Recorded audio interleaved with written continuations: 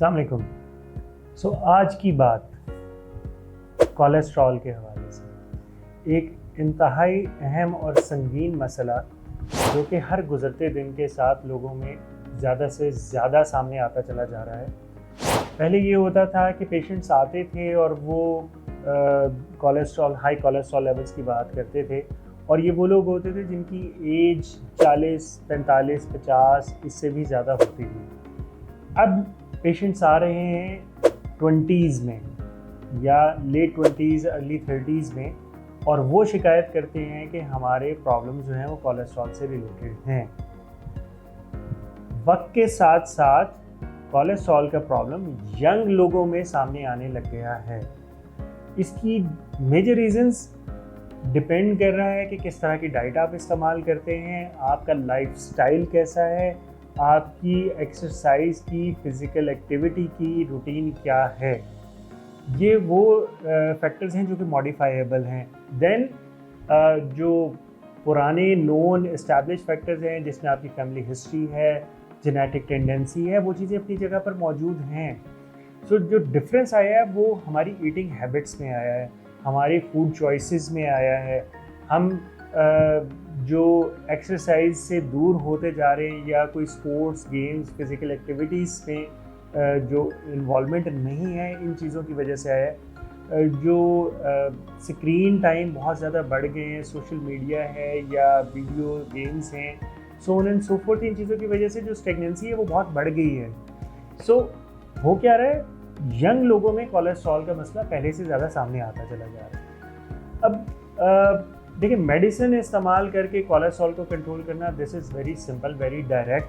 बहुत सारे पेशेंट्स जब हमारे पास आते हैं तो उनका सवाल ये होता है कि डॉक्टर साहब दवाई तो खा लेंगे, उससे कंट्रोल भी हो जाएगा, लेकिन क्या बगैर दवाई के इस चीज़ को कंट्रोल कर सकते हैं, which is the $1,000,000 question. So what can you do? आप सबसे पहले अपनी फूड प्लेट की तरफ देखें। अगर आप फैट्स ज़्यादा इस्तेमाल कर रहे हैं, वो किसी भी किस्म के ऑयल्स हैं, अब इस वक्त जो है ये बिल्कुल अलग बहस है जी, कौन से ऑयल्स अच्छे होते हैं, कौन सा घी बेहतर है, देसी घी के क्या फ़वाइद हैं, मक्खन में कौन से गुड न्यूट्रिएंट किस्म के फ़ैट्स मौजूद हैं जिनसे आपको बहुत ज़्यादा प्रोटेक्शन मिल सकती है। इस वक्त पॉइंट ये नहीं है। पॉइंट ये है कि अगर आपका कोलेस्ट्रॉल डिस्टर्ब है तो आपको किसी भी किस्म के फ़ैट्स, ऑयल्स, घी, इनका इस्तेमाल कम कर देना चाहिए। This is a very basic thing. दूसरी जो चीज़ है वो ये है कि amount of calories you are consuming, क्योंकि जो एक्स्ट्रा कैलोरीज है उन्होंने भी आपकी बॉडी में फैट्स की सूरत में जाके स्टोर हो जाना है, तो that also contributes towards the total fat component as well. So the amount of calories, the amount of food you are consuming, कितना खा रहे हैं आप, कितने पोर्शंस हैं, इस चीज़ को भी देखने की ज़रूरत होती है। And the most important thing would be कि आपकी जो फिज़िकल एक्टिविटी है उसका लेवल क्या है। अब होता क्या है, बहुत सारे लोग आके भी कहते हैं डॉक्टर साहब मैं 10,000 स्टेप्स कर रहा हूँ, और most of the times these people are carrying their Android phones. I've got nothing against the Android, और ना ही हम उन ऐप्स को और उनके स्टेप काउंटर्स के बारे में बात करें, बट रिमेंबर ये आपकी जो एवरीडे एक्टिविटी है हम उसको कंसिडर नहीं कर रहे हैं इसमें। ये फिज़िकल जो आपकी इन्वॉल्वमेंट है उसकी बात हो रही है कि आप कितनी देर के लिए आपने रनिंग की या आपने जॉगिंग की, आपने एक्सरसाइज की, आप जिम गए, आप कोई गेम कर रहे हैं, football, squash, badminton, anything you are playing.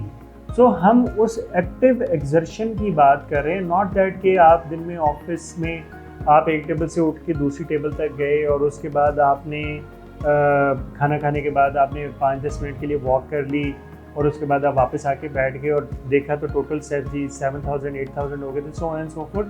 We are talking about actual physical mobility, जो एक्सरसाइज आप कर रहे हैं। सो उसमें आपको वो एनर्जीज जो है वो कंज्यूम करने की ज़रूरत है, वो एक्स्ट्रा फैट को बर्न करने की ज़रूरत है।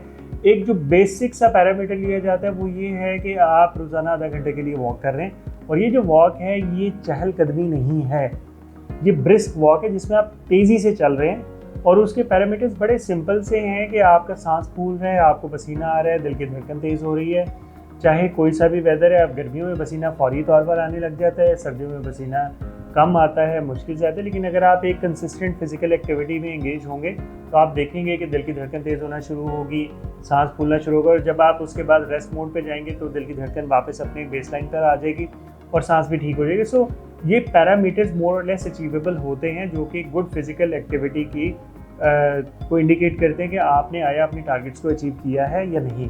सो अपनी डाइट को देखिए, फैट्स जो आप इस्तेमाल कर रहे हैं उसको कट डाउन करें, and then regular physical activity, that is very very important.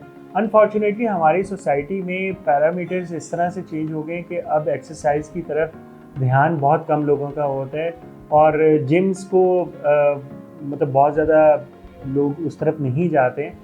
There are people who are actually actively going to the gyms, and then there are people like many of us जो कि gym जाना या exercise करने का वो ये कहते हैं कि हमारे पास टाइम नहीं होता। सो रिमेंबर, ये जो टाइम आपने निकालना है that is for your own self. और अगर आपका कोलेस्ट्रॉल इससे इम्प्रूव होता है, आपकी फिजिकल शेप इम्प्रूव होती है, आपकी फिटनेस इम्प्रूव होती है, आपका हार्ट बेहतर फंक्शन करेगा, तो those are all the benefits that you are getting out of that exercise routine.